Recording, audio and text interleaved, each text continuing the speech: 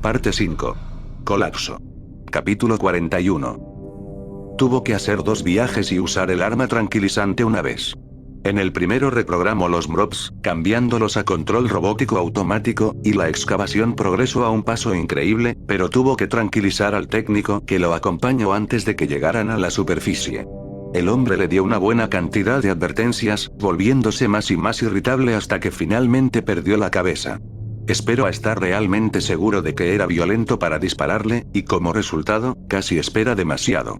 De hecho, el hombre intentaba ahorcarlo mientras el tranquilizante hacía efecto y sus manos lentamente se relajaron y colapsó. El segundo viaje, extrañamente, fue con Stevens, el psicólogo, quien aplicó electrodos en la cabeza de Altman y en sus 2 manos, tomando lecturas de los cambios en sus ondas cerebrales mientras descendían. Así que supongo que Markov está de acuerdo conmigo en que los problemas mentales de Hendrix pueden haber sido causados por la señal, preguntó Altman. Stevens sonrió. ¿Cómo puedo saber en qué piensa Markov, señor Altman? Contestó. Altman se mantuvo listo todo el tiempo, con una mano en la pistola, pero al igual que él, Stevens no pareció sufrir de ningún efecto adverso. Solo se quedó observando su equipo y a Altman de tiempo en tiempo y sonriendo. ¿Aprendió algo?, preguntó Altman.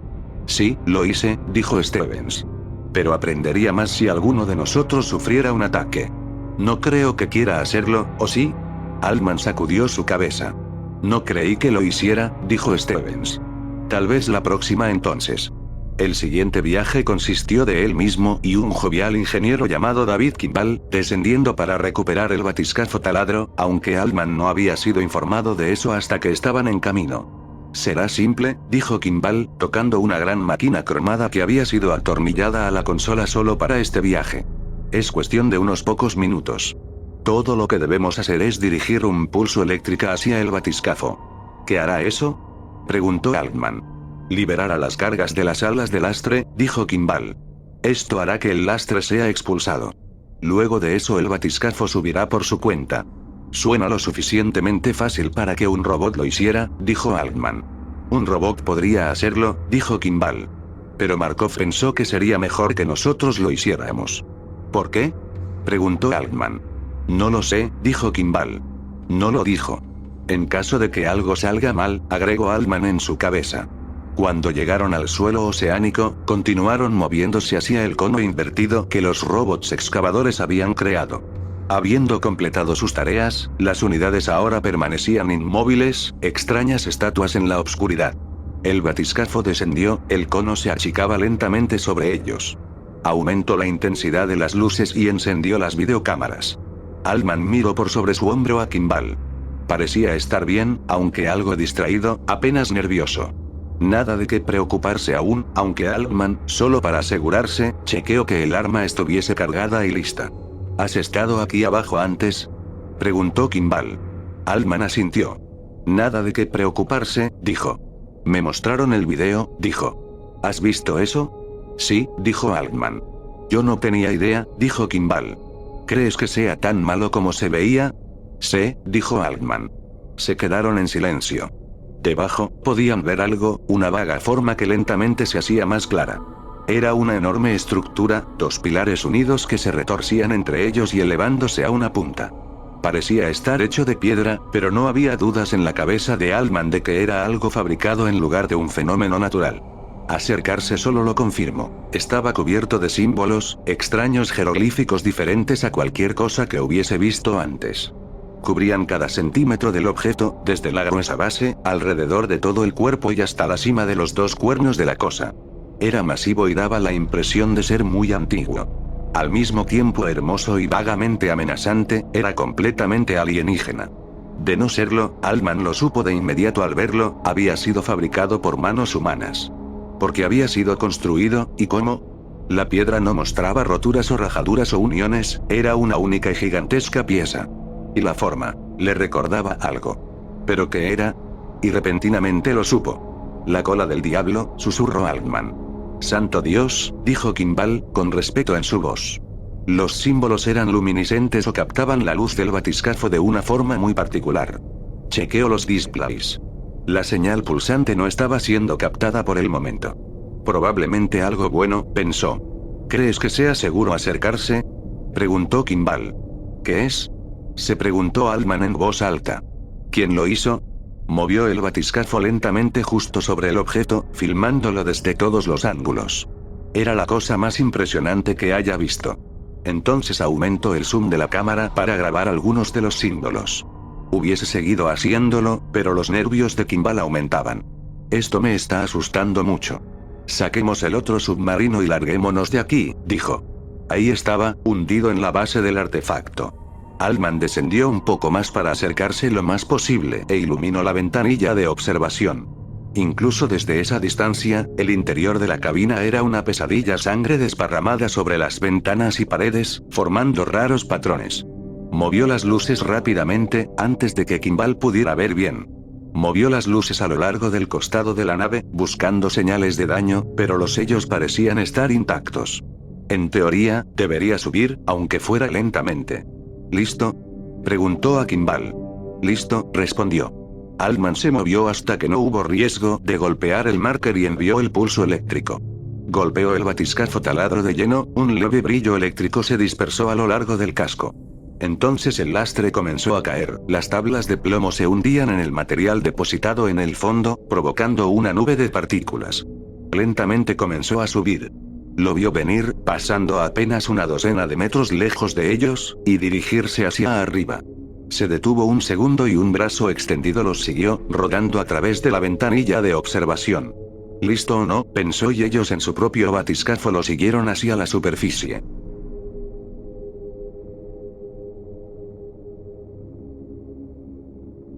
Capítulo 42. Esto se está volviendo un hábito, pensó Altman, cuidadosamente aflojando el fragmento de roca del recolector de muestras. Nadie parecía notarlo. Todos estaban muy preocupados con el interior del batiscafo en sí mismo, la cantidad de sangre dentro, los cuerpos dañados, podridos. Markov rápidamente hizo que pusieran el área en cuarentena, pero no antes de que Altman hubiese escapado con la muestra. Ahora la llevo a su dormitorio para examinarla. Estaba seguro de que era una porción el artefacto mismo. Aparentemente era una roca ordinaria, pero una que no podía identificar. El fragmento que sostenía tenía una pequeña porción dentada, tenía algo que había sido grabado o quemado en la roca. Pero era una muestra muy pequeña para tener una idea clara de qué se trataba. Deslizándose durante la noche en un laboratorio cerrado, corrió algunas pruebas en ella. La substancia era algo similar al granito, pero más dura, casi tan dura como el corundumio.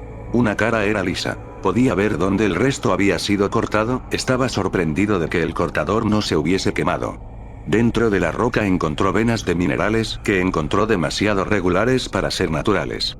Pero si no eran naturales, ¿qué eran? Al final, confundido, decidió asumir que eran formaciones naturales. No había tecnología que él conociera que permitiera a alguien manipular roca sólida de esa manera. Lo que sea que haya pasado con los otros en el batiscafo, lo que Markov hubiese sido capaz de determinar, Altman nunca supo. Una vez en cuarentena, el batiscafo desapareció para nunca más ser visto. No había duda de que Markov hizo que su círculo íntimo lo analizara hasta la muerte. Altman estaba ansioso por ver el resto del video de Nessie, pero su pedido a Markov fue contestado con silencio. Ahora que el batiscafo estaba arriba, el complejo flotante estaba frenético con los preparativos para izar el artefacto mismo. Era imposible tener una conversación que no terminara refiriéndose al monolito que descansaba al fondo del cráter, y todos se veían al mismo tiempo excitados e increíblemente nerviosos. Sea lo que fuere que se encontraba allá abajo, podía cambiarlo todo y ellos serían los primeros en entrar en contacto con él. La señal había regresado, pero parecía transmitirse de manera diferente ahora, encendiéndose y apagándose, en ráfagas semirregulares. Algunos investigadores especulaban con que se trataba de una señal de ayuda. Aunque quien o que necesitaba ayuda, nadie se atrevía a adivinar. Tal vez era el resultado de una pieza de equipo defectuosa, el artefacto mismo fallando o rompiéndose. Era, después de todo, muy antiguo. Y muchos creían, Altman entre ellos, que era demasiado antiguo como para ser fabricado por humanos, que el artefacto era clara prueba de vida alienígena. Si lo hubiese visto, le dijo a Markov en su reporte, estaría de acuerdo conmigo. No hay nada humano en eso. La señal pulsante ahora interfería con radios y vídeos, creando olas de estática en la comunicación y distorsionando imágenes. A menudo, cuando descendía en el batiscafo, Altman quedaba fuera de contacto rápidamente debido a la interferencia, y permanecía fuera de contacto por la mayor parte de la inmersión. Estaba pilotando descensos diarios, con varios miembros del círculo íntimo de Markov, de los que ninguno presentó señales de locura. Cuestionaba a quien sea que fuera con él, intentando averiguar lo más que podía. En su mayoría mantenían la boca cerrada, pero cada tanto dejaban escapar algo. Un científico lo llamó desde un laboratorio cuando lo vio pasar por el pasillo y, pensando que era alguien más al principio, comenzó a preguntarle sobre un mecanismo de grúa. ¿Era realmente suficiente? ¿Levantaría esa cosa? ¿Qué hay del cable? ¿Qué tipo de cable necesitarían para algo así? Altman le siguió la corriente cuanto pudo, pero finalmente tuvo que admitir que no sabía de qué le estaba hablando. ¿No eres Perkins?, preguntó el científico. Altman sacudió su cabeza. No importa, dijo el cuéntico, retirándose rápidamente hacia su laboratorio. Olvida lo que dije. Showalter, también, estaba casi tan apartado de todo como Altman, aunque sabía que los geofísicos estaban siendo consultados de alguna manera.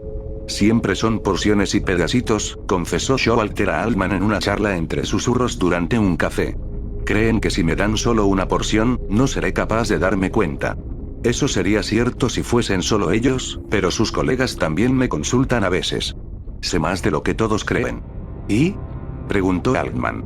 Creo que estamos muy cerca de extraerlo, dijo Showalter. Casi todos los problemas teóricos han sido resueltos. Unas pocas pruebas más y será cosa de esperar el día. Ada había hecho amigos dentro del equipo médico, incluso los ayudaba informalmente cuando la necesitaban. Y la necesitaban más y más. En el complejo flotante, Ada le dijo, los reportes de investigadores y soldados sufriendo de insomnio estaban en aumento. De acuerdo con el Dr. Merck, dijo ella, nunca había visto nada parecido. Incidentes violentos de todo tipo están aumentando, casi el doble de los presentados hace un mes.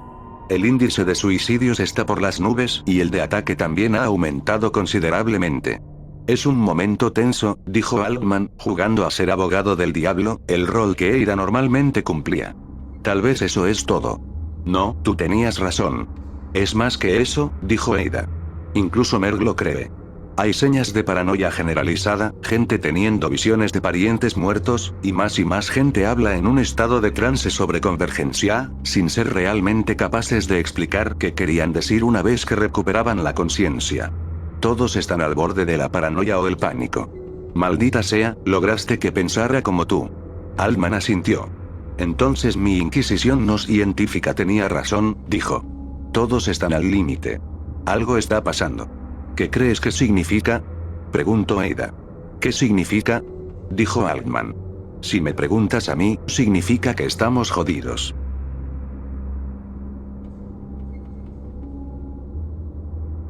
Capítulo 43. Altman descendía otra vez más, esta vez con un investigador de nombre Torquato, alguien del círculo íntimo de Markov. Tenía con él una simple caja negra, casera, con solo una sola perilla y un indicador de aguja. Era tecnología tan antigua que tranquilamente podía haber sido creada en el siglo XX. Al ir descendiendo, Altman intentó conversar para pasar el tiempo. ¿Tú qué eres?, preguntó, ¿algún tipo de científico? Torquato se encogió de hombros. Podrías llamarlo así, dijo. ¿Geofísica?, preguntó Altman. ¿Geología? ¿Vulcanología? ¿Algo más teórico? Es difícil de explicar, dijo Torquato, y no muy interesante. Pero Altman estaba interesado. Estaba descendiendo al corazón del cráter con un hombre que estaba siendo deliberadamente vago en sus respuestas. Algo estaba pasando. Entonces, ¿qué te trae aquí abajo hoy?, preguntó, intentando sonar casual. ¿Algunas medidas?, dijo Torquato. ¿De qué trata la caja?, preguntó Altman. Esto, respondió Torquato, presionando la caja con su pulgar. Oh, no es nada. Algunas preguntas más y Altman se dio por vencido. Descendieron en silencio hacia el artefacto y mantuvieron su posición sobre él. Las unidades robóticas habían cavado por debajo de la base y estaban en el proceso de atarlo. La red que utilizaban estaba atada a una serie de cables que eventualmente serían enganchados a cables más fuertes en el buque. El artefacto sería elevado, con la ayuda de la naciente tecnología cinética. Sería asegurado y entonces ingresado al complejo flotante a través de las compuertas inferiores. Detrás de él, Torcuato giró la única perilla de la caja en sentido contrarreloj. La aguja inmediatamente cobró vida, iniciando un movimiento rítmico irregular sobre su gráfica. Torcuato gruñó, anotando algo en su olopón. ¿Qué pasa?, preguntó Altman. dijo Torcuato. ¿Dijo algo? Cuando Altman comenzó a repetir la pregunta, Torcuato lo interrumpió. Baje el batiscafo un poco más, dijo. ¿Cuánto más? A mitad de camino entre la base del objeto y su punta, dijo. Cuidadosamente, Altman descendió. La aguja en la caja negra mantenía su movimiento, pero el ritmo y el área de movimiento. Esto es bueno, dijo Torcuato. Ahora, ¿podría girar alrededor del objeto, manteniéndose al mismo nivel? Puedo intentarlo, dijo Altman. Comenzó a mover el batiscafo lentamente alrededor del monolito, mirando de tanto en tanto a la caja. Cuando Torcuato notó que lo miraba, le dio una seca mirada y cubrió la aguja con su mano. Estás aquí para conducir, dijo. Nada más. Mira, amigo, dijo Altman. No estoy robando ningún secreto aquí. No tengo idea de lo que hace esa cosa. Solo intento pasar el tiempo. Torcuato no se molestó en contestar. Exasperado, Altman giró, concentrándose en mantener el batiscafo a unos pocos metros del monolito sin tocarlo. Cuando miró hacia atrás, Torcuato seguía cubriendo el visor de la caja. Estúpido, pensó. El turno de Torcuato fue diferente al de los otros, mucho más abrupto, casi sin advertencia. En un momento estaba sentado ahí, cubriendo el display de la caja negra con su mano, y en el siguiente lo había atacado. Como hizo para romper la atadura en su pierna, Altman no fue capaz de darse cuenta en ese momento, aunque luego descubrió que había sido cortado, ya sea por Torcuato o por alguien más, nunca pudo asegurarlo. En un flash, Torcuato estaba libre, y eso era todo lo que importaba. Altman intentó usar su arma tranquilizante y dispararle un dardo, pero Torcuato era muy rápido y para el momento en que alcanzó el arma, encontró que el cargador estaba vacío y el arma apuntaba hacia él en cambio. Se tiró hacia un lado, pero la pistola ya había sido disparada, y ahí estaba, el dardo saliendo de su brazo. Se estiró y con esfuerzo lo sacó. Ya sentía su lengua más gruesa dentro de su boca. Torcuato hablaba con él, notó de repente, aunque no entendía claramente lo que le decía. Parpadeó y Torcuato se distorsionó fuera de foco, lentamente regresando. El hombre hablaba incomprensiblemente, sin parar, sobre la necesidad de la convergencia. Altman hizo un esfuerzo, mordió el interior de su boca hasta que sangró, consiguiendo enfocarse. «Has estado aquí una y otra vez, justo a su lado», dijo Altman, golpeando sus mejillas. «Y aún así no has sentido nada. ¿No lo escuchas llamándote?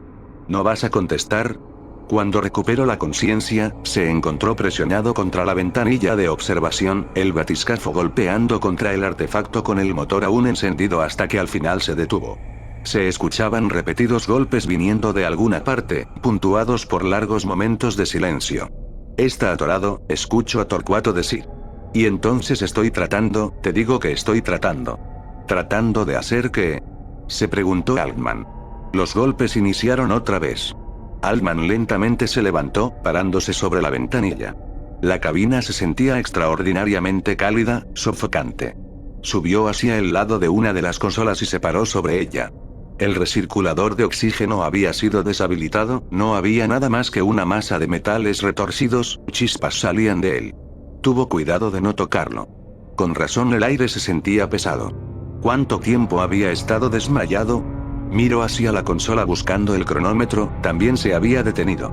La escalera que guiaba a la escotilla estaba directamente sobre él, horizontal sobre el techo, y podía ver los pies de Torcuato asomándose por el pasaje. Los golpes comenzaron otra vez. ¡Oh mierda!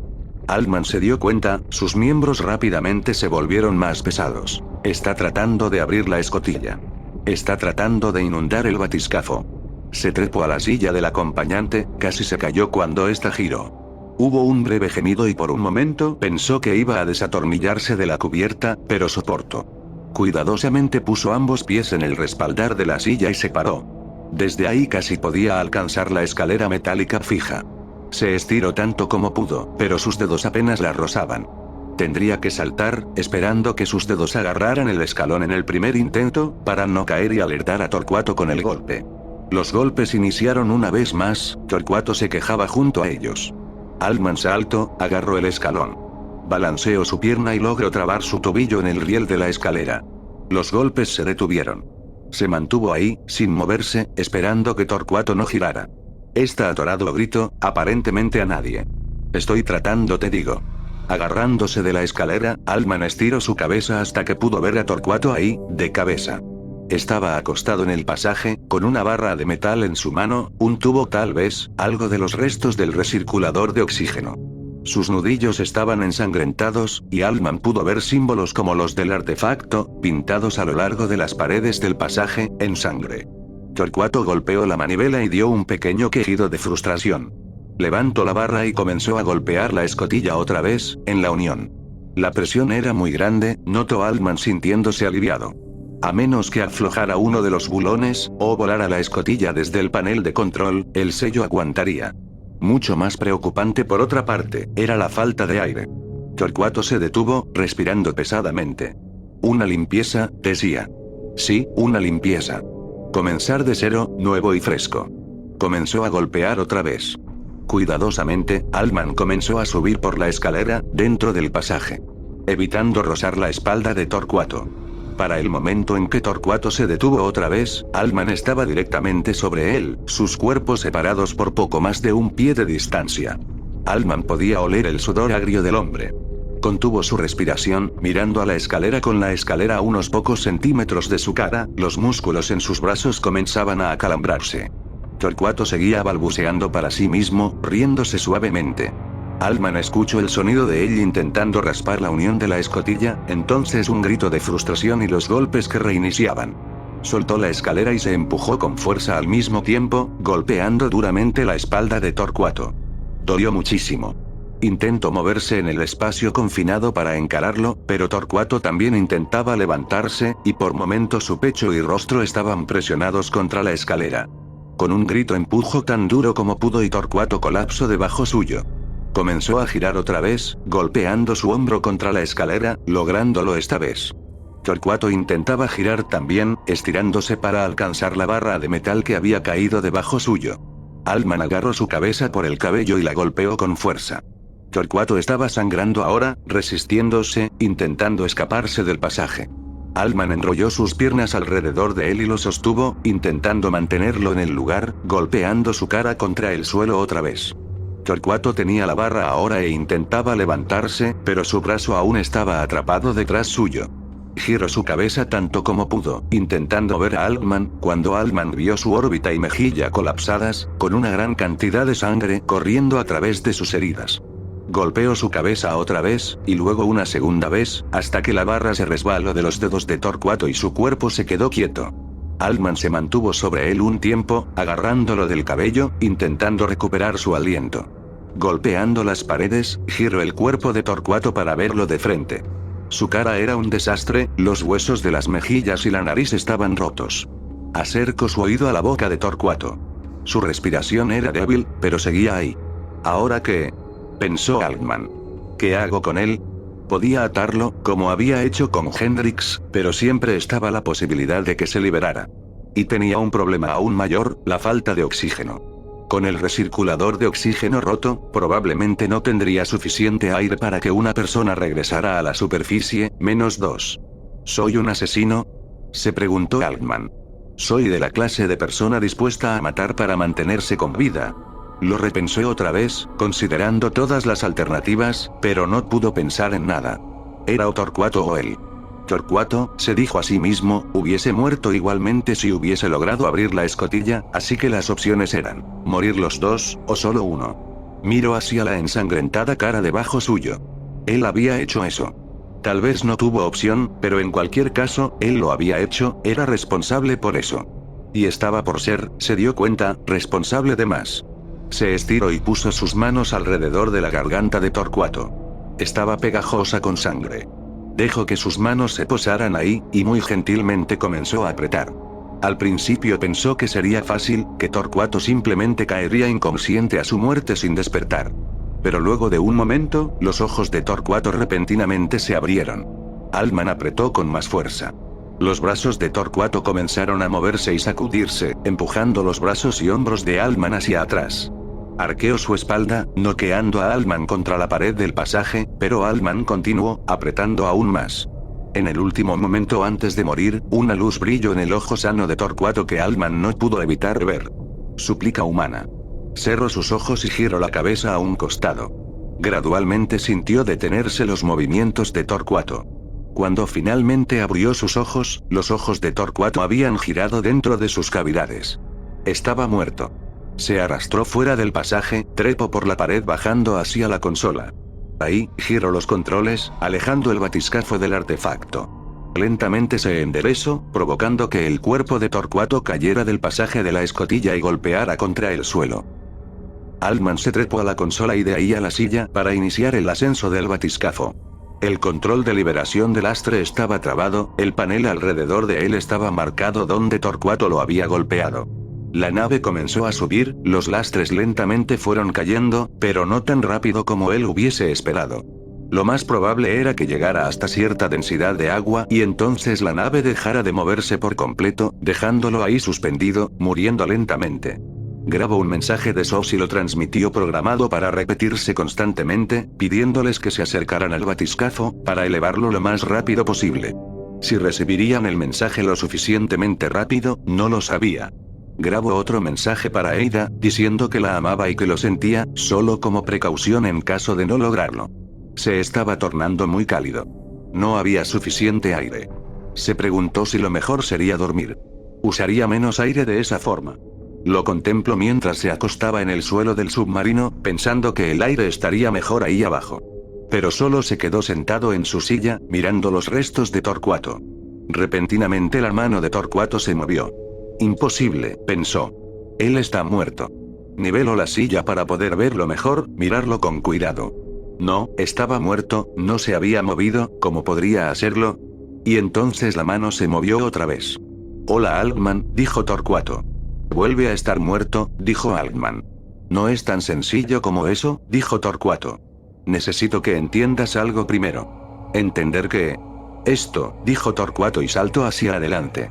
Torquato voló sobre él, ahogándolo. Él intentó quitar sus manos, pero estaban hundiéndose muy firmemente en su cuello. Entonces decidió poner sus propias manos en el cuello de Torquato, apretándolo con toda la fuerza que le quedaba. Entonces, se desmayó. Recuperó la conciencia para encontrar sus manos alrededor del cuello de un cuerpo. Estaba rígido y frío, había estado muerto hacía mucho tiempo. ¿Qué está pasando?, se preguntó. Intentó pararse y alejarse del cuerpo, pero no pudo. Movió sus dedos y giró, justo al lado de él. Deseaba estar cerca de la superficie, pero no había forma de decirlo desde allí. De repente vio algo extraño. Una mujer. Se parecía mucho a Ada, aunque no era ella. Era obvio cuando la vio de cerca.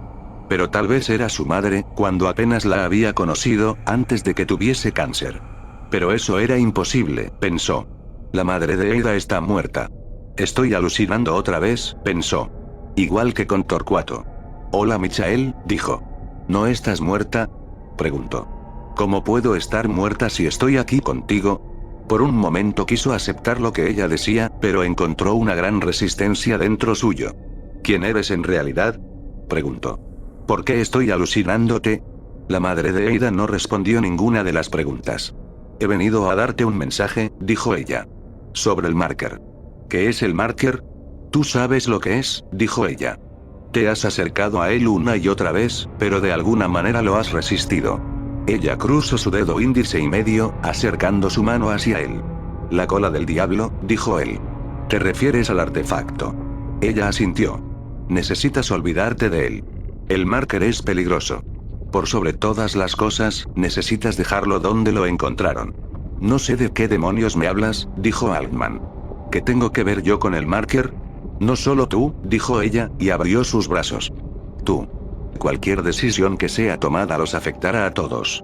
Movió su cabeza de una manera muy similar a la forma en que Ada solía hacerlo. Una tremenda presión se acumuló rápidamente en su cabeza. Entonces se fue.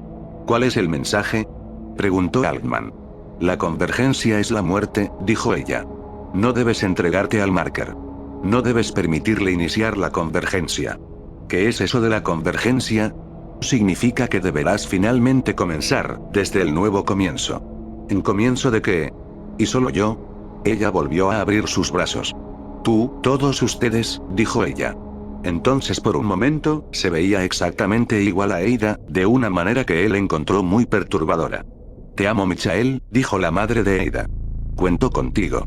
Por favor, ayúdame a detenerlo. Por favor, no falles. Y entonces, tan pronto como apareció, había desaparecido.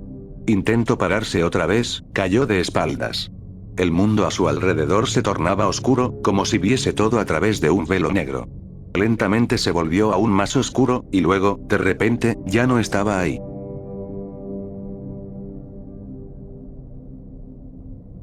Capítulo 44.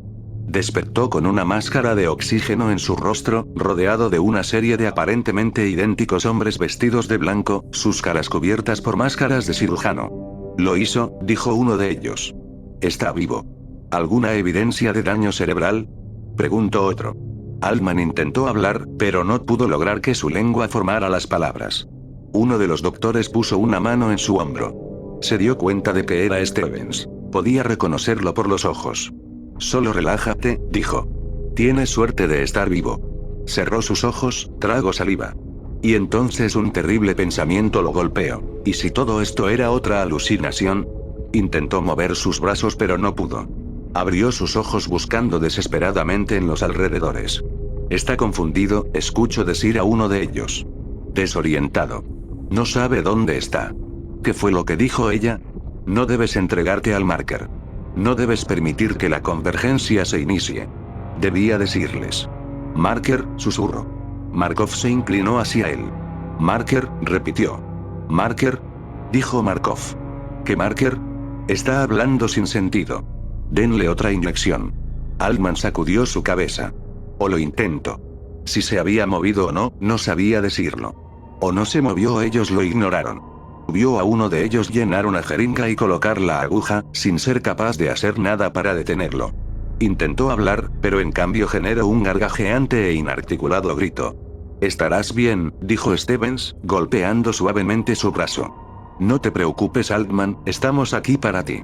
Y entonces sintió el pinchazo de la aguja entrando en su carne. Su brazo quemó por un momento, y luego se adormeció. Los hombres de blanco estuvieron ahí por un momento más. Entonces lentamente comenzaron a distorsionarse y fundirse hasta que finalmente desaparecieron del todo. Cuando recobró la conciencia, el cuarto estaba vacío, excepto por 3 hombres. Stevens, Markov y otro hombre del círculo íntimo de Markov a quien no conocía. Era tan grande como Markov pero más grueso, con una brutal y plana cara. Estaban parados a un lado de la cama, hablando en susurros imposibles de escuchar para Altman. Stevens fue el primero en notar que estaba despierto.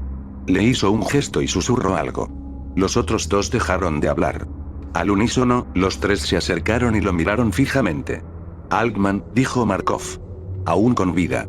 Parece tener una vida encantada. Altman comenzó a responder, pero Markov levantó un dedo para detenerlo. Se estiró para remover la máscara de oxígeno de Altman. ¿Se siente bien para hablar? Preguntó Markov. Creo que sí, dijo Altman. Su voz sonaba como si ya no le perteneciera, o lo hiciera a alguien que fuese mucho más viejo. ¿Recuerdas a Stevens? Dijo Markov. Él es el oficial Krax. Altman asintió. Es muy sencillo, dijo Markov. Quiero que me digas todo. Lo hizo, comenzando por el momento en que Torcuato repentinamente lo atacó y moviéndose hacia sus alucinaciones. Díganos más sobre estas alucinaciones, dijo Krax. ¿Realmente importa? Preguntó Altman. ¿Fueron solo alucinaciones? Sí que importa, dijo Stevens. Realmente importa y mucho. Entonces, Altman, demasiado cansado para discutir o pensar una mentira, les dijo. Cuando terminó, los 3 hombres se alejaron a la otra esquina del cuarto y comenzaron a susurrar otra vez. Altman cerró sus ojos. Estaba a punto de quedarse dormido cuando ellos regresaron. Por un momento solo lo miraron. Stevens comenzó a decir algo, pero Markov tocó su brazo y lo detuvo. Quiero que digas a Stevens todo a partir de ahora, dijo. Cualquier sueño, alucinación, cualquier cosa fuera de lo normal, contactas a Stevens de inmediato. Esto es una locura, dijo Altman. No, dijo Markov, no lo es. Y cuando se fueron, dejando a Altman atrás para descansar. Se sintió más confundido y aprensivo que nunca. Pero unos minutos más tarde, la puerta se abrió, y una desesperada Ada se abalanzó dentro, y él tuvo otras cosas en mente.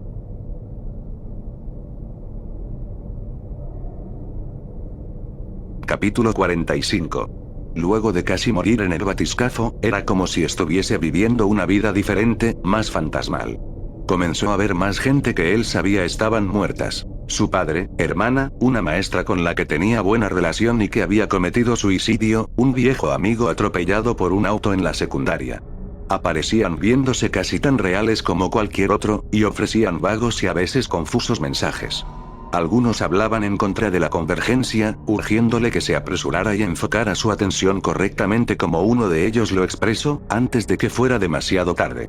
Otros hablaban de unidad, sugiriéndole que ya era demasiado tarde de alguna manera, que había utilizado mal los recursos que le habían dado y no mostraba señal alguna de aprender de sus errores. Todos le decían que deje en paz al Marker. Le dijo a Ada que vio a su madre. Al principio se enojó y luego la hizo llorar. Pero entonces, unas pocas horas después, ella le pidió que le contara en detalle la experiencia. ¿Pero por qué tú?, preguntó. ¿Por qué no yo? Un día más tarde se despertó en el medio de la noche para descubrir que Ada lo estaba mirando. La vi, dijo con un rostro radiante. Como una visión. Era tan real como tú o yo. Estaba parada justo ahí, cerca de la puerta. ¿Qué te dijo? Que me amaba. Y que necesitamos dejar el Marker en paz, olvidar que alguna vez lo encontramos. Debe ser peligroso. O poderoso. ¿Qué crees que sea el Marker? Él le explicó lo que sabía, describiendo la forma del Marker que vio bajo el agua. Está todo conectado, dijo ella. Las historias en el pueblo, las visiones que tenemos y el artefacto en el centro del cráter. Estoy seguro de eso. Al principio estaba extasiada por haber visto a su madre. Había sido, notó Altman, casi una experiencia religiosa para ella, de una manera que no lo había sido para él. Por el resto de la noche ella estuvo maniática, llena de regocijo. Pero a la mañana siguiente su humor había comenzado a cambiar. Estaba molesta, deprimida. ¿Por qué no puede estar aquí todo el tiempo?, preguntó ella. ¿Por qué no puede quedarse conmigo? Pero no es ella, dijo Altman. Se parece a ella, pero no lo es. Es una alucinación. Era ella, dijo Ada en un tono de convicción que lo preocupó. Y la necesito de regreso. Y justo cuando Ada estaba en su punto más profundo, su madre regresó. Altman estuvo en el cuarto todo el tiempo, a su lado, y la vio también. Solo que lo que él veía no era su madre muerta sino su hermana muerta. Ambos acordaban que algo había pasado, pero lo habían experimentado de formas distintas. Ambos vieron a quienes querían ver. Las palabras que hablaron también fueron diferentes, fraseadas para acomodarse a la persona que las diría estando vivas. Pero todo, con un poco de interpretación, se fijaba en la idea de un evento, la convergencia, aunque los muertos fueron poco expresivos a la hora de describir qué era, o qué podía hacerse para detenerlo. Altman sospechaba. No es real, intentó decir a Ada. Estamos siendo manipulados, usados. Yo sé lo que vi, dijo Ada. Era tan real como cualquier otra cosa que haya visto. Quería que su madre regresara de la muerte con tantas fuerzas que no escuchaba. Era extraño, pensó Altman, que la alucinación o visión, como ella la llamó, fuera constante para ella, siempre su madre, cuando la suya seguía cambiando de un ser amado a otro. Pero tal vez era porque él era demasiado escéptico para aceptar las alucinaciones como nada más que un delirio y por eso debían probar distintas estrategias. Como le habían ordenado, Altman dijo a Stevens todo sobre sus alucinaciones, mencionando también a Ada. Stevens solo grababa lo que él decía y ya sentía. Se veía cansado, como si estuviese trabajando de más. ¿Qué crees que signifique todo esto?, preguntó Altman. Stevens se encogió de hombros. Tú y tu novia no son los únicos que las tienen, dijo. Otros están experimentando lo mismo, y cada vez con más frecuencia. Solo gente muerta, seres queridos, la clase de gente que tomarías en serio. Algunos, como tú, creen que son alucinaciones. Otros, como Ada, creen que son algo más. Sea lo que sea, quiere que hagamos algo, dijo Altman. Pero no sabe cómo comunicarlo apropiadamente. No solo eso, dijo Stevens, en uno de sus raros momentos de honestidad. La guardia de nuestro hospital está llena de gente sufriendo de ataques psicóticos y el índice de suicidios es altísimo. O quiere que muchos de nosotros estemos locos y muertos o lo que está diciendo está, literalmente, destruyéndonos. Noto que hubo un cambio en cómo las personas a bordo del complejo interactuaban entre sí. Había un sentimiento creciente de que algo estaba pasando, algo que no podían entender. Algunos comenzaron a reunirse en grupos, compartiendo sus experiencias con la muerte, especulando que los límites entre el cielo y la tierra se habían roto. Otros los consideraban como una función de la señal emitida por el marker, similar a un viaje inducido por drogas. Otros parecían tener un mal viaje. Se volvían introvertidos, confundidos, incluso violentos. Estaba en el laboratorio, marcando los momentos cuando la señal era más fuerte e intentando ver si sus alucinaciones ocurrían al mismo tiempo, cuando notó que por la puerta principal había gente entrando apresuradamente hacia el pasillo. Se alejó para ver mejor, vio que al final, contra la puerta, rodeada por una gran multitud ahora, un científico llamado Meyer, alguien a quien no conocía muy bien. Tenía un escalpelo láser en una mano, muy cerca de su garganta. Ahora Meyer, intentaba decir otro científico. Baja el escalpelo. Aléjate. Gritó Meyer. Sus ojos eran salvajes, casi saliendo de sus órbitas. Solo mantén tu distancia. ¿Estás con ellos? Lo sé. ¿Quiénes son ellos, Meyer? Preguntó el hombre. Baja el escalpelo y estoy seguro de que podemos solucionar esto. Ve a buscar a los guardias, dijo alguien. Pero Meyer lo escuchó. Sin guardias. Gritó y se adelantó, cortando los dedos de dos de sus amigos con el escalpelo láser. El hombre gritó y cayó de espalda, y Meyer giró en círculos, agitando el escalpelo hasta que todos se separaron de él. Llevó el escalpelo de regreso a su garganta. Es demasiado tarde, dijo. Todos estamos muertos. No podemos escapar. Salgan ahora antes de que se conviertan en uno de ellos. Y de repente, con un rápido y vicioso movimiento, atravesó su cuello con el escalpelo. La herida no sangraba al principio, apenas cauterizada por el escalpelo, pero entonces, la sangre comenzó a pulsar, un grueso chorro salió expulsado de sus carótidas cercenadas. Emitió un gutural y ahogado grito, el aire silbaba extrañamente de su boca y su tráquea. Luego tomó un paso atrás y colapsó. Unos momentos después, los guardias estaban ahí, cubriendo el cuerpo y haciendo que todos se fueran. ¿Qué sucedió? Preguntó Altman a uno de los científicos que pasaban por su puerta. Meyer se volvió loco, dijo el hombre. Comenzó a gritar en el laboratorio sobre el fin del mundo, luego apuñaló a Westerman en el brazo con una pipeta rota y luego agarró el escalpelo láser y corrió hacia aquí. ¿Pero por qué? El hombre se encogió de hombros. ¿Quién sabe?, dijo. Es como ese guardia la semana pasada que disparó a un técnico y luego se suicidó. Estas cosas solo siguen pasando. Algunas veces se encontraba a sí mismo en el borde de un grupo, escuchándolos hablar. El tema era usualmente el marker, el nombre que Altman había aprendido de sus alucinaciones se había hecho conocido en general. Altman no sabía quién sugirió primero que el marker era producto de tecnología alienígena, pero la idea se hizo popular rápidamente, y ahora muchos de los investigadores en la instalación estaban convencidos de ello. Había una buena cantidad de especulación sobre el origen del marker, porque había sido abandonado ahí, qué significaba y si debían jugar con él o dejarlo en paz. Un día, en su camino desde el cuarto hasta la bahía de submarinos, encontró el pasillo bloqueado. 6 o 7 personas estaban reunidas en el lugar, un grupo consistente tanto de guardias como de científicos. Uno de ellos, un viejo científico, se dirigió a los otros. Cuando vieron a Altman acercarse, todos quedaron en silencio. Disculpen, dijo Altman, y lentamente se abrió paso, ellos se apartaron del camino permitiéndole el paso. Fue extraño. Estaba seguro de que interrumpía algo, pero no estaba seguro de qué. ¿Un motín tal vez?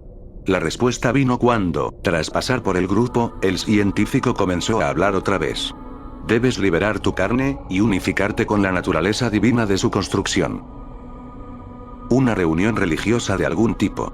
Alguna secta enloquecida, sin duda, o tal vez miembros de diferentes creencias reuniéndose. No había visto nada similar a una iglesia en el complejo, dado que Altman no era un hombre religioso en sí mismo, no había notado esto hasta ahora. Alentó el paso, siguió escuchando, intentando entender quién era esa gente.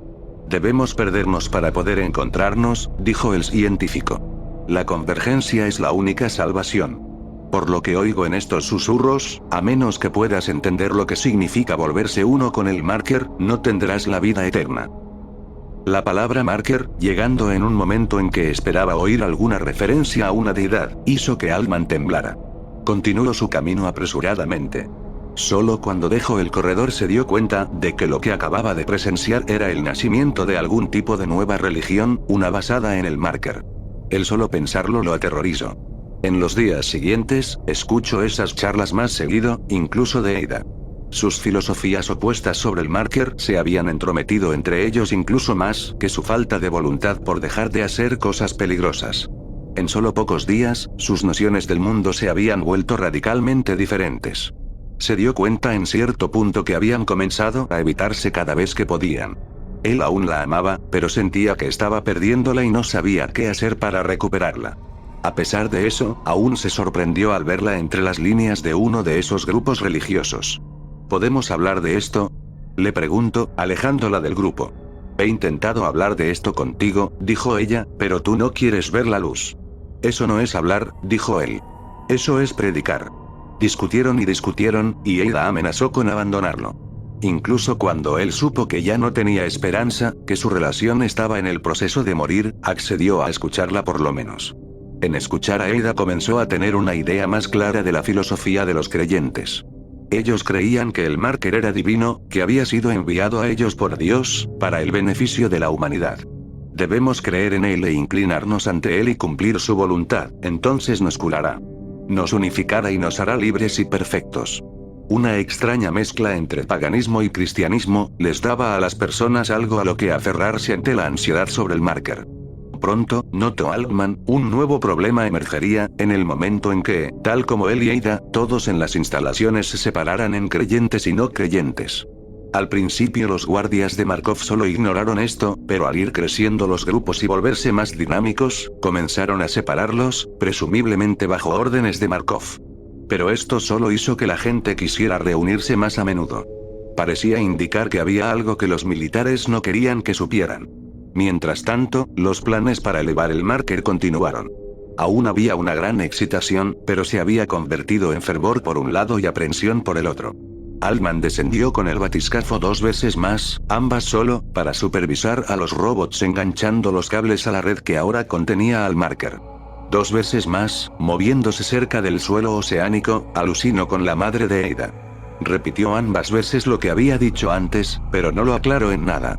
¿Dónde deberíamos dejar el marker exactamente?, le preguntó. El marker, mientras viva, dentro de esta esfera de gravitación es donde debe estar. ¿Qué carajos significa eso?, se preguntó. ¿Qué va a pasar con nosotros?, preguntó. No deben estudiarlo. Si lo hacen, sucumbirán a la convergencia, declaró. Tal vez ya es demasiado tarde. Si convergemos, ¿qué pasará? Finalmente comenzarán, desde el nuevo inicio. ¿Qué significa eso? Se convertirán en uno y se perderán a sí mismos. Regresó a la superficie sintiéndose más confundido que antes. Pensó que tal vez los creyentes tenían razón. Que el marker era algo divino. Pensó, ¿y si era una baliza de una raza alienígena, algo para llamarlos hacia nosotros, la señal de aviso de nuestra propia destrucción? No, no era el tipo de persona que se entregara fácilmente a la fe. Ni siquiera sabía si creía en Dios, y ciertamente no creía en la religión organizada. Tarde una noche, mientras se preparaba para ir a dormir, Ada no estaba por ningún lado, probablemente se escondía de él, se escuchó un golpe en la puerta. Se acercó a ella. ¿Quién es?, preguntó. Field, dijo una voz a través de la puerta. Déjame entrar. Field. ¿Por qué querría verlo Field? No se llevaban bien desde que llegaron a la instalación flotante. Cuando abrió la puerta, encontró a Field rodeado por una docena más de personas. ¿Qué es esto?, preguntó Altman tras ver la escena. Necesitamos hablar contigo, dijo Field. Por favor, déjanos entrar. Sin saber qué otra cosa hacer, Altman les permitió el paso. Entraron solemnemente, uno por uno, sentándose en la cama o parándose cerca de ella. Hemos venido a pedirte que nos guíes, dijo Field. ¿Guiarlos? ¿Guiarlos en qué? Tú lo has visto, dijo alguien del grupo. Altman no vio quién. ¿Visto qué? El marker, dijo Field. Tú has pasado más tiempo a su alrededor que nadie más.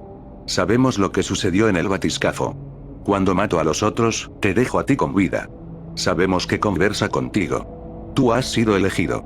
¿Cómo saben ustedes lo que pasó en el batiscafo?, preguntó Altman. Tenemos hermanos no solo entre la población general, dijo Field. Tenemos muchos cercanos a Markov. Tú entiendes, más que cualquier otro. Tú debes guiarnos. Tú eres nuestro profeta. Es la voluntad del marker. Déjenme entender esto, dijo Altman. ¿Ustedes quieren que los guíe como profeta de su religión? Un temblor de asunción los recorrió. Para Altman, el tiempo parecía haber tomado un paso insoportablemente lento. Retrocedió hasta tocar la pared. ¿Ada organizó todo esto?, preguntó. Por favor, dijo Field. Dinos qué hacer. De ninguna manera, dijo Altman. Un quejido colectivo se elevó desde el grupo. ¿No somos dignos?, preguntó Field. ¿Qué debemos hacer para hacernos dignos? Me caías mejor cuando todo lo que hacías era sentarte en tu escritorio por 8 horas al día, dijo Altman. Y no me caías muy bien entonces. Tú nos guiarás, dijo Field. No puedes abandonarnos. No creo en la mierda que ustedes creen, dijo Altman. Ellos lo miraron, sin poder creerlo. Cuando regresó la mirada a Field, vio una extraña expresión en su rostro. Esto es una prueba, dijo. Nos está probando. No los estoy probando, dijo manteniendo el tono de su voz. Field sonrió. Lo entendemos, dijo. Este no es el momento. Sabremos observar y esperar. Cuando el momento llegue, estaremos listos para ocupar nuestro lugar a tu lado. Lo diré otra vez, dijo Altman. No soy un creyente. Pero lo serás, dijo Field. Lo sé. Puedes ser un profeta poco dispuesto, pero no dejas de ser un profeta después de todo. Lo supe en una visión. Ahora no es el momento, dijo Altman. Lárguense de aquí. Lentamente salieron del cuarto, cada uno deteniéndose para estrechar su mano o simplemente tocar su brazo, como si fuese algún tipo de amuleto de la suerte. Su piel se erizaba.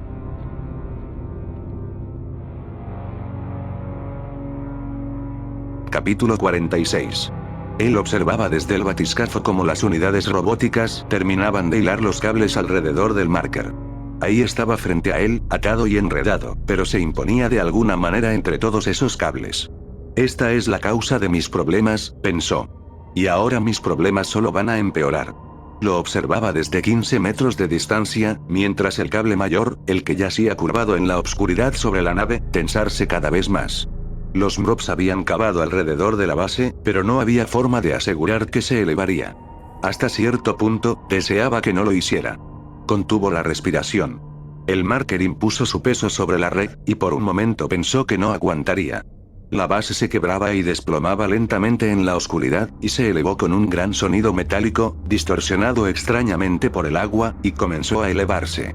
Él lo siguió, enviando mensajes y correcciones a una serie de submarinos, que, en su momento, la repetían a la superficie. Al principio el marker giró al levantarse, el agua se canalizó naturalmente alrededor de los dos espirales haciéndolo girar, creando un torbellino invisible en su camino. Eso podría, notó Altman, ser un problema en poco tiempo, enredando los cables, así que redujo la velocidad de elevación a paso caracol hasta que dejó de girar. Luego de un tiempo, se movía regularmente, ascendiendo lentamente pero seguro a la superficie. Este es el momento, pensó Altman. Lentamente se elevó desde la obscuridad. Solo cuando estuvieron a mitad de camino se dio cuenta de que no había tenido alucinaciones. Su cabeza, por primera vez en meses, no dolía.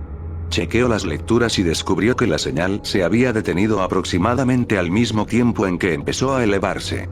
Tal vez lo hemos desconectado, pensó. Tal vez estamos haciendo bien, tal vez era esto lo que se suponía que debíamos hacer.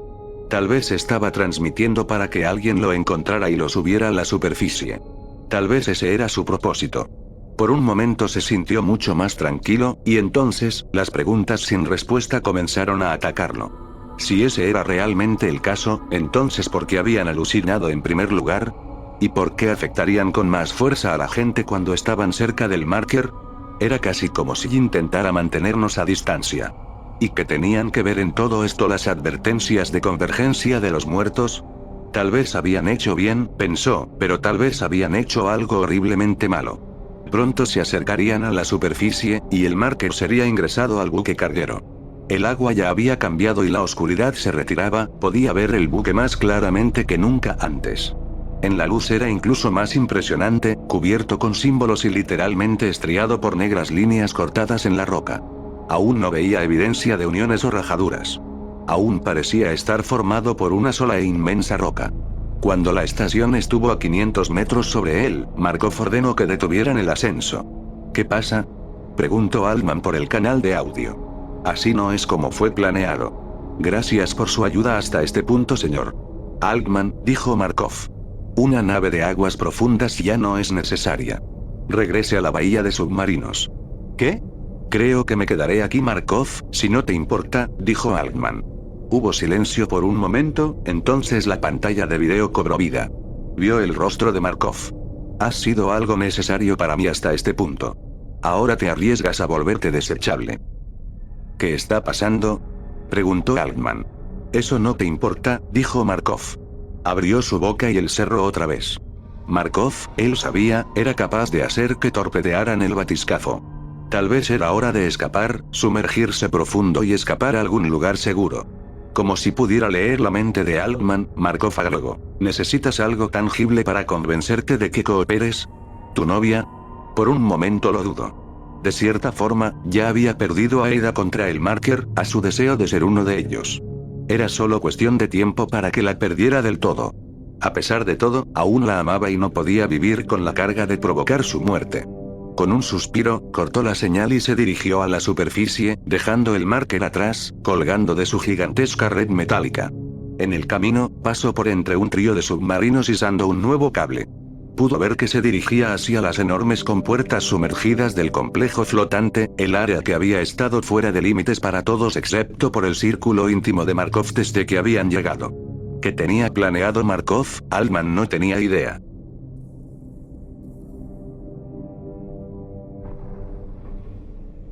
Capítulo 47. Tan pronto como bajó del batiscafo, se dirigió a la recámara que contendría el Marker. Localizada en el centro y siendo la recámara sumergida más grande de todas, tenía 4 formas de ingresar. Pero descubrió que 3 de esas entradas habían sido soldadas, permanentemente cerradas. La cuarta, la entrada principal, ya tenía 2 guardias estacionados en el frente. Intentó burlarlos para entrar. «Debo estar ahí dentro», dijo. «Para subir el Marker». «¿Tienes un pase?», preguntó un guardia. «Nadie entra sin un pase», dijo el otro. «Deje mi pase en mi cuarto», dijo. «No quiero llegar tarde». «¿Puedo traerlo más tarde para que lo veas?». «Sin pase, no entras», dijo el guardia. Otro hombre, un científico, pasó a su lado, mostrando su pase, y se le permitió el ingreso. Altman observó antes de que la puerta se cerrara, pero solo vio el sello de aire al otro lado. El hombre permaneció en el lugar esperando y las puertas se cerraron. «Por favor», dijo Altman. «Necesito, ya te dijimos», dijo el primer guardia. «Sin pase, no entras. Ahora muévete o tendré que tirarte al calabozo». Regresó por donde había entrado. No podía ingresar, pero a lo mejor podría darse una idea de lo que estaba pasando. Fue de laboratorio en laboratorio, probando las puertas, hasta que encontró uno que también tenía una ventana dirigida a la recámara. Mirando hacia afuera, él vio al Marker flotando justo debajo de la recámara, siendo lentamente elevado dentro de ella. Pero no podía ver dentro de la recámara misma. Algo habían hecho para que el vidrio se volviera semiopaco. Podía ver vagas formas y movimientos. Cuando comenzaron a subirlo, pudo ver la ascendiente forma del Marker, pero nada más. «¿Lo ves?», dijo Field, «sabíamos que te darías cuenta de la verdad». Altman no había hecho nada. Aún pensaba que Field y sus seguidores estaban locos, pero no veía razón alguna para decirles eso. El Marker había estado solo 20 minutos en el interior del complejo, pero ya había cambiado por completo el ambiente general de la estación.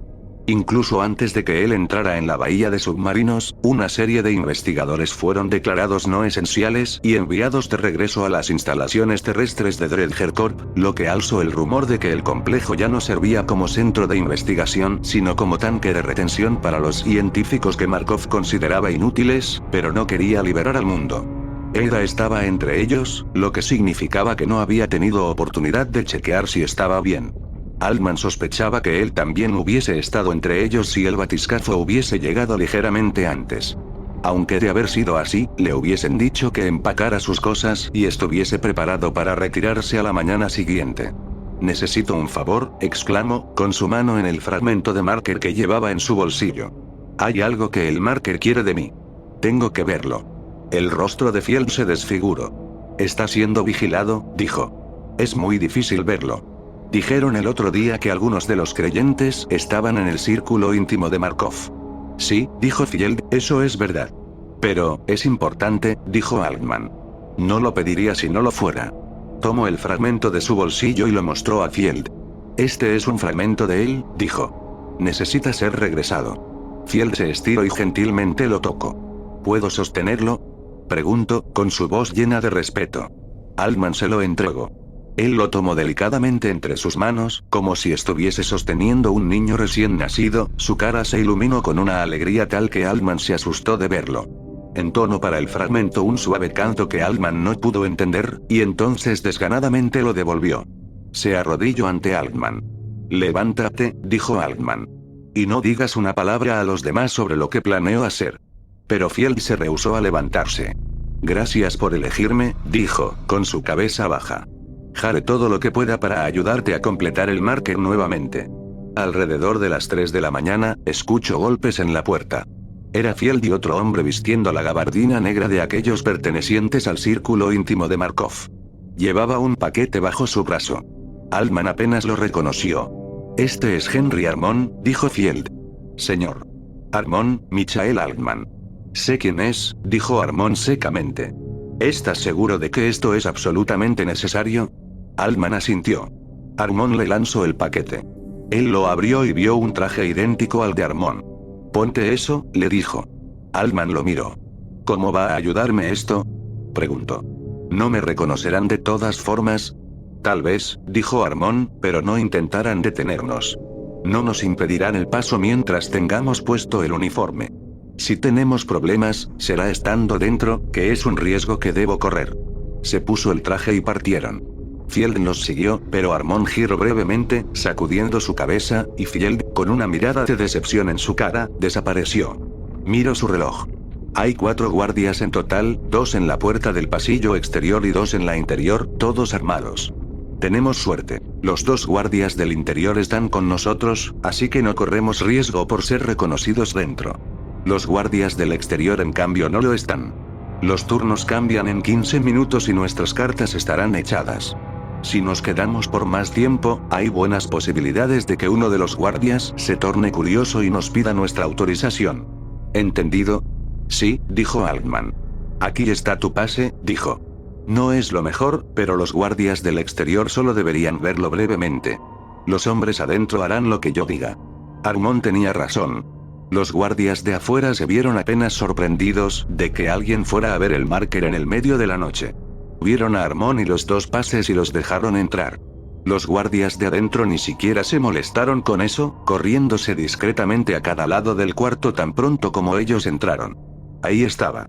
Una serie de pasarelas habían sido construidas alrededor para facilitar el acercarse a mirar cualquier parte de él. Masivo, dominaba toda la sala. Al verlo fuera del agua, pudo observar mejor el tamaño y rareza del artefacto. No era como nada que hubiese visto antes, un objeto imposible que a pesar de todo ahí estaba. Cierto poder parecía emanar de él. Era peligroso. Al mismo tiempo, sintió sus impulsos científicos entrar en escena. Era increíble y genuinamente quería estudiarlo. Una pieza de tecnología extremadamente avanzada, algo depredando la humanidad.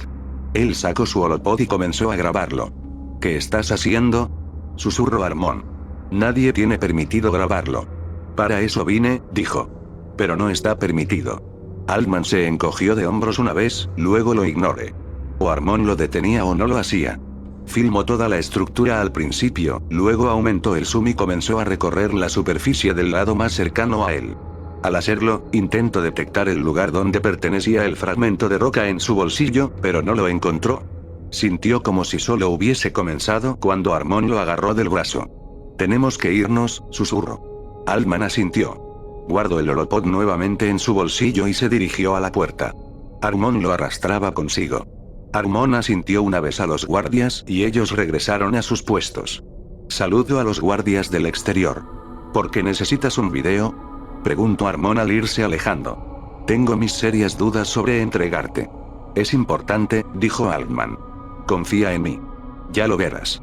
5 minutos más tarde, estaba de regreso en su cuarto, empacando rápidamente. El fragmento de roca, lo mantuvo consigo. Respaldó el contenido de su holopod en un memory stick solo por si acaso. Entonces se recostó en la cama y esperó. El sueño no llegaba. Cada vez que cerraba sus ojos, veía el marker ahí, irguiéndose delante suyo. Era poderoso y peligroso al mismo tiempo, y quería algo de ellos. ¿Por qué lo adoraba Ada? El adorarlo solo significaría ponerse aún más a su merced. Y esa no era una de las cosas que Altman disfrutara hacer, quedar a merced de alguien. Pronto, tras una hora o dos, escucharía golpes nuevamente en su puerta y sería escoltado hacia la bahía y enviado al complejo terrestre.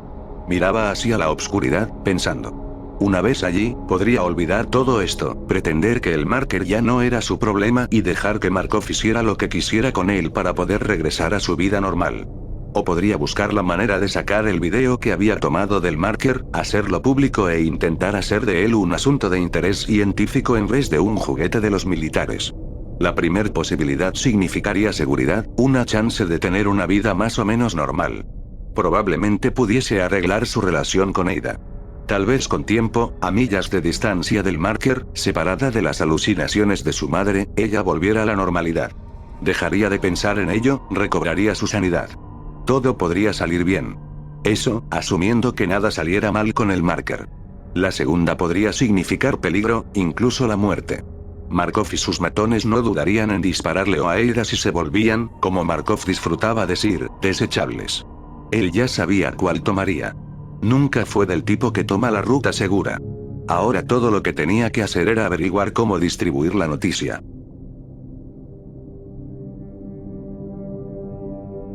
Capítulo 48. Markov iba de holo archivo en holo archivo, buscando alguna buena noticia. Hasta ahora nada. El marker se mantenía sin respuesta y mudo. Habían intentado todo lo que se les ocurrió. Habían comenzado a experimentar en él. Un equipo de criptólogos intentaba descifrar los símbolos grabados en la superficie, pero sin idea alguna de a qué se referían, no estaban haciendo ningún progreso real. Lo sometieron a una corriente eléctrica sin resultado. Intentaron irradiándolo, sometiéndolo a ondas de radio, microondas, ondas electromagnéticas. Nada, siempre nada. O casi nada. Los investigadores le habían informado que el marker había comenzado a transmitir otra vez. Muy suavemente ahora, pero ahí estaba. Algunos científicos trabajando en el objeto lo notaron y otros no.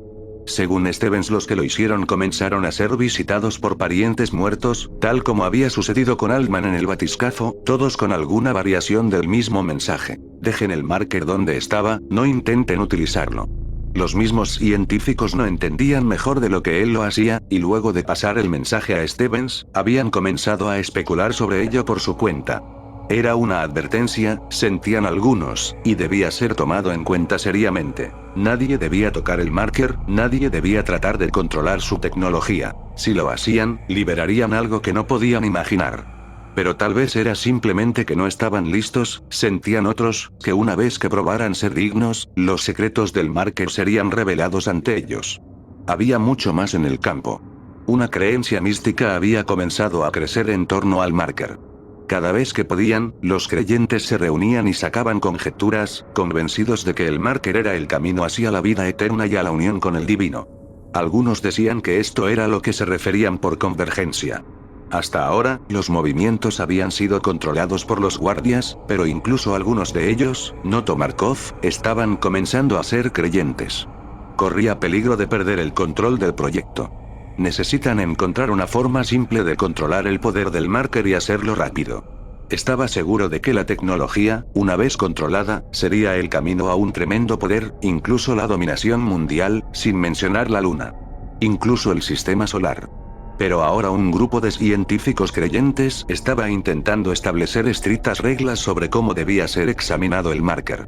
Solo interacciones respetuosas serían toleradas, nada que pudiera amenazarlo o dañarlo o provocar que pensara menos de la humanidad. Necesitamos mostrar al marker que somos dignos de él para que comenzara a enseñarnos. Era una ridícula lista de demandas, y Markov las desechó sin pensarlo, pero no podía evitar que la gente hablara. Había un palpable cambio en la manera en que las personas se aproximaban al artefacto, incluso luego de que Markov rechazara las demandas de los creyentes.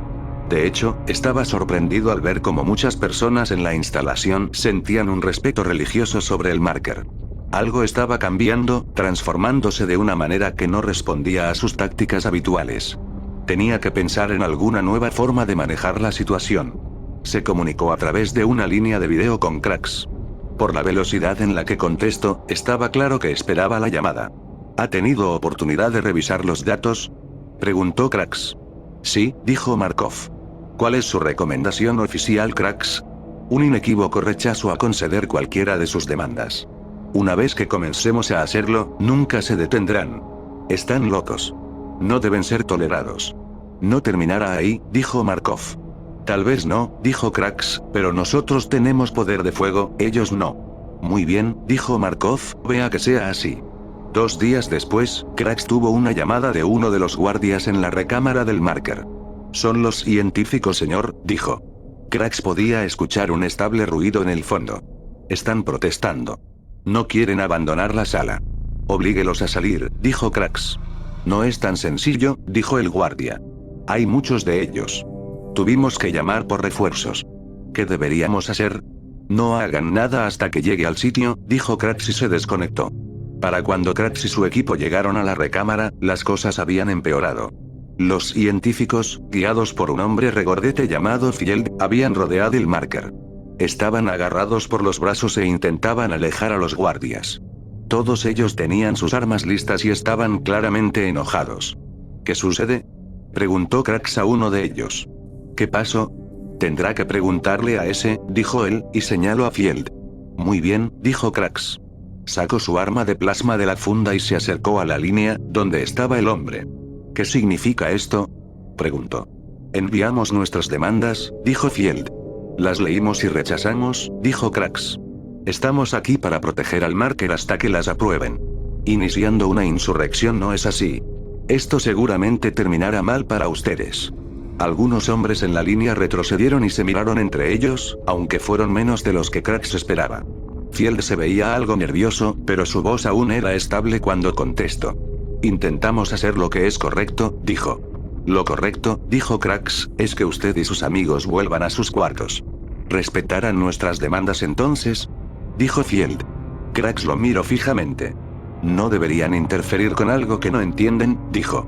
Lo diré una vez más, rompan sus líneas y váyanse. Field tragó saliva y sacudió su cabeza. Honestamente, pensó Krax, al verlo no creerían que fuera a hacerle frente. Pero la fe hace a la gente impredecible. Lo pediré una última vez, dijo Krax. Luego de eso, no lo pediré más. Field había comenzado a sudar. Sus ojos se veían extrañamente vacíos, pero aún determinado. Apretó sus labios hasta formar una apretada línea blanca y sacudió su cabeza. Krax sonrió. Alzando la pistola levemente, disparó a Field en el pie. Cayó en un segundo, gritando y el cuarto se volvió un caos. Un rayo de plasma rozó levemente a uno de los creyentes, marcando su mejilla, chamuscando su cabello y golpeó al guardia justo detrás de él de lleno en la cara. Él cayó al suelo, sangrando, ciego. Krax se agachó, disparó a otro científico en la pierna. Los disparos volaban de un lado al otro. Y entonces Krax tuvo una idea. Disparó directamente hacia el Marker, vio el fuego azul salpicar en la superficie y luego desaparecer. Se apresuró a llegar a Field y se arrodilló a su lado, donde yacía gimiendo de dolor. Forzó la cabeza de Field para que girara y viera el Marker y disparó otra vez. ¡No!, dijo Field, claramente aterrorizado. Lo dañarás. ¡No! Diles que se detengan. Gritó Krax. Diles que bajen sus armas y se rindan o haré que cada guardia aquí le dispare a esa cosa. Y para demostrar que hablaba en serio, disparó al Marker una tercera vez. Repentinamente se vio inundado de dolor, su cabeza se sentía a punto de explotar. Buscó desesperadamente aire. La gente alrededor suyo estaba haciendo lo mismo. Field gritó y comenzó a pedir que los demás creyentes lo oyeran, que detuviesen la violencia, que bajaran sus armas. Al principio los creyentes estaban muy distraídos por el dolor, pero gradualmente se reunieron y se quedaron parados, como si estuviesen paralizados. Krax se levantó y elevó su palma abierta para ordenar a los guardias que dejaran de disparar. Dios, cómo dolía su cabeza. Por el bien del Marker, debemos conceder esta batalla, dijo Field, torciéndose por el dolor en su pierna. Bajen sus armas, hermano. No se resistan. Krax estaba sorprendido de ver que lo hacían, hombre por hombre. Solo una prueba más de que la religión es un camino inútil. Los próximos 20 minutos fueron utilizados en apresar a los creyentes y atender a los heridos. Había 4 muertos, 2 guardias y 2 científicos. Ordenó que fueran llevados a la morgue. Krax sonrió. No se había divertido tanto desde las operaciones lunares. Había sido un día muy satisfactorio. Si solo su cabeza no doliera tanto, hubiese sido perfecto.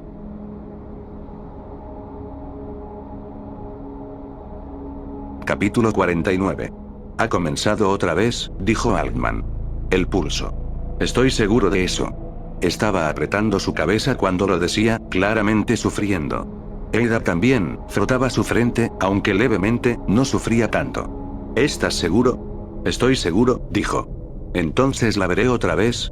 ¿Mi madre regresará? Altman se alejó frustrado. Estaban en el complejo terrestre, que como habían sospechado, se convirtió inmediatamente en un centro de detenidos en lugar de un centro de investigación. Sus laboratorios estaban vacíos, conteniendo solo el equipo más básico. Había solo una salida del centro, y estaba resguardada día y noche por una rotación de 3 hombres que originalmente lo habían acorralado con Markov, antes de ingresar al complejo flotante. Todos los nombres comenzaban con T. Terry era delgado y con lentes, pero llevaba un arma de gran calibre. Los otros dos, Tim y Tom, eran hermanos, hombres grandes que tenían un parecido suficiente para ser gemelos. El primer día Altman intentó salir y fue detenido. Pero solo quiero, comenzó a decir. Nadie entra ni sale, dijo Terry. Esa es la regla hasta que el jefe diga otra cosa. Cuando intentó más tarde, con Tim o Tom haciendo guardia, recibió un rechazo menos verbal, simplemente lo empujaron y cuando persistió, lo golpearon en el estómago. Vete, decían Tim o Tom. Había cerca de 20 de ellos en el complejo, incluyendo casi todos los científicos de Chicxulub y por alguna razón, Showalter. Intentaron continuar la investigación que iniciaron en el complejo flotante, pero sin el equipo apropiado, era imposible. En cambio, compararon notas y compartieron información y datos. Como Ada, muchos de ellos se habían vuelto creyentes. Muchos de ellos eran parte de la bandada de Field y admiraban a Altman, reconociéndolo como su reacio profeta. El marker me ha elegido, le confió un ictiólogo llamado Agassiz. No sé por qué, pero sé que lo ha hecho. ¿Por qué me dices esto? Sé que tú hablas con él, dijo Agassiz. Pregúntale sobre mí. Otros hacían lo mismo, se aproximaban a él esperando una señal o bendición. Al principio intentó decirles que no era posible, que él no era un profeta, pero era muy difícil convencerlos, y descubrió que algunas palabras crípticas o una simple bendición era una solución más rápida para que lo dejaran en paz. Hablando con Agassiz, se dio cuenta de lo sencillo que sería manipularlos. Podría decir a Agassiz que tenía un rol que cumplir, y ese rol era obedecer a Altman. Había suficientes creyentes para lograr que lo ayudaran a escapar. Pero dudaba. Si fueran a escaparse ahora, podrían superar a cualquiera de los 3 guardias en funciones, pero probablemente no serían capaces de hacerlo sin que alguno de ellos saliera herido o muerto. Lo último que quería era cargar con más muertes en su conciencia. A pesar de la falta de equipo, Scud logró de alguna manera crear un set limitado de equipo de investigación, en parte desarmando los cables del sistema de seguridad, incluyendo algo que proveía una cruda medición del pulso. Fue capaz de confirmar que el pulso, de hecho, estaba activo y funcionando fuertemente. No puedo decir cuán fuerte, dijo. Hay una limitación de equipo. Sí, dijo Altman, pero dentro de esa limitación, puedes confirmar que parece ser fuerte. Hay una limitación de equipo, insistió Scud. Pero en realidad, Altman no necesitaba que Scud lo confirmara. Podía darse cuenta de ello por la forma en que la gente a su alrededor cambió, volviéndose más introvertidos o violentos. Y por el hecho de que al girar en cada esquina seguía encontrándose con fantasmas. Ayúdanos, rogaban. Complétanos. Se preguntaba qué podía hacer. Tenía que hacer todo esto público, pero ¿cómo? No podía escapar. Y de repente, caminando por un pasillo, notó que el guardia de la puerta, Tim o Tom, hablaba consigo mismo. Lo vio hacer un gesto hacia el espacio vacío frente a él y luego sujetar su rifle y dejarlo caer. Golpeó contra el suelo y él solo lo dejó ahí, caminando apresuradamente por el pasillo, pasando al lado de Altman sin mirarlo 2 veces. Nadie cuidaba la puerta. No lo dudo. Agarró su billetera, su holopod y la mano de Ada y escaparon inmediatamente. Lo suficientemente seguro de que aún no había nadie ahí. Con dedos temblorosos, giró la llave que se encontraba puesta en la cerradura y abrió la puerta. ¿Y si era una trampa? No podía evitar pensarlo. Tal vez era una trampa, pero también podría ser su única oportunidad. Cruzó la puerta y corrió, arrastrando a Ada detrás suyo. Ya estaba pensando en sus próximos pasos. Un auto o autobús fuera del pueblo, entonces un vuelo de regreso al sector norteamericano. Tendría que moverse rápido, pero si lo lograba, podría hacer público todo el asunto.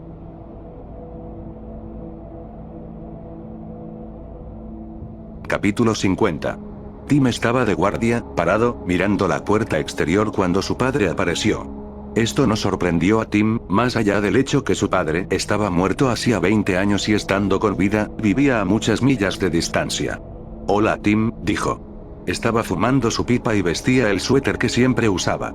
Bien, no siempre, pero lo usaba mucho. Papá, dijo, ¿qué estás haciendo aquí? Vine a verte.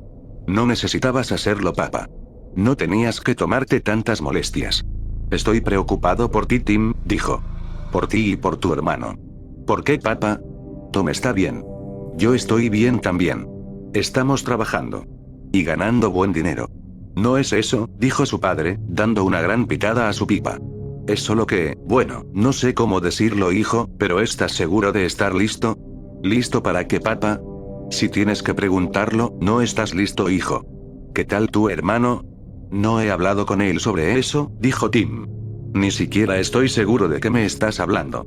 Las cosas van a cambiar por aquí, hijo, dijo su padre. ¿En qué equipo estarás? ¿Estarás en el equipo ganador? ¿Tienes una buena apuesta? Quiero estar en el equipo ganador, papá, dijo Tim ansioso. Me gusta pensar que tengo una buena apuesta. Tu hermano, creo que se ha cambiado de equipo, dijo su padre. ¿Estás listo para reemplazarlo? Tom, dijo él, elevando su voz. ¿Qué le pasó a Tom? No puedo decirlo exactamente, dijo su padre. Un momento estábamos hablando y al próximo ya no quería hablar conmigo. Estaba escuchando al coach del equipo contrario al mismo tiempo que a mí. Creo que se confundió. Él era así también cuando ustedes eran niños.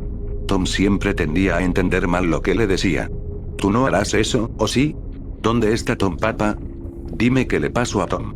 Pero su padre ya no estaba, desapareció en mitad del aire. O tal vez seguía ahí pero justo detrás suyo, siempre detrás suyo. Papá, dijo él. Papá. Caminó de un lado a otro ansiosamente por un momento, pero no podía dejar de pensar en Tom. Tom era su hermano mayor, nacido minutos antes, y él siempre lo admiré. Siempre se habían cuidado entre ellos. Era casi como si no fueran una persona completa a menos que estuviesen juntos. Lo que hacía el vigilar el complejo solo tan difícil a veces. ¿Qué era lo que había dicho su padre? Que Tom había dejado de hablar con él. Tal vez solo estaba enojado. Tim no entendía cómo alguien podría enojarse con su padre, él era un gran tipo, pero Tom lo había hecho algunas veces, y algunas otras había dejado de hablarle. Tal vez era parte de ser el hermano mayor. Pero tal vez había pasado algo más. Tal vez había otra cosa mal. Le debía a Tom el chequearlo con él. Después de todo, Tom no haría lo mismo por él. ¿Y si no lo hacía y algo le pasaba a Tom? ¿Cómo haría para perdonarse a sí mismo? Solo estaba el problema de la puerta. Estaba cuidando esa puerta. Necesitaba a alguien que la vigilara mientras él no estaba. Papá, preguntó, ¿podrías hacerlo? Claro que sí, hijo, dijo su padre. Estaba encendiendo su pipa. ¿Qué es lo que quieres que haga? Toma esto, dijo Tim, y le dio el arma. Su padre no pudo agarrarla y la dejó caer al piso. Estaba bien, pensó Tim, la levantaría después, luego de que terminara de fumar su pipa. Si alguien viene, dijo. Llénalos de plomo. Sí, padre, sonrió. Lo haré, hijo, dijo y saludó suavemente a Tim. Sí, señor, pensó Tim mientras se dirigía hacia el pasillo en busca de Tom. Su padre era un buen tipo, eso era seguro. Ciertamente lo entendía. No todo el mundo tenía la suerte de tener un padre así. Olió a su hermano antes de verlo, aunque no sabía que era su hermano al principio. Todo lo que sabía era que olía sangre, y que provenía de su cuarto. Entró agachado a la habitación, balanceándose en las puntas de sus pies, listo para que alguien lo ataque. Pero el ataque nunca llegó. Su hermano estaba en la cama, acostado de lado. Tom, lo llamo. Papá dice que no hablas con él. ¿Pasó algo malo? Tom no contestaba. Tom, dijo otra vez. No solo no contestaba, sino que tampoco se movía. Tim se adelantó para tocar su hombro. Estaba frío al tacto. De repente Tim no podía respirar. Lo giró con toda su fuerza y Tom rodó bruscamente, fue entonces que Tim vio que su garganta estaba cortada, y que tenía un cuchillo en su mano.